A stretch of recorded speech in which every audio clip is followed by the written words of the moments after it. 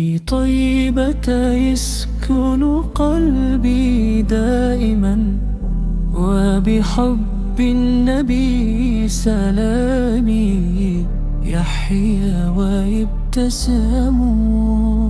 هو رحمة للعالمين ونور هدى، شفيع الأمة في يوم العسر والعناء. تصلي عليه الأرض والسماء معا، فهو سكون القلب وروح الرجاء.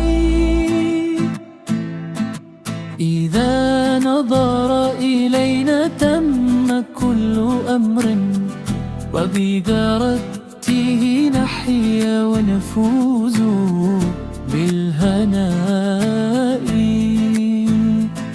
زيارة طيبة حلم في فؤادي، ودعائي في كل حين وزمان. يا رب ارزقني زيارة نبيك، واجعل حياتي بنوره في أماني.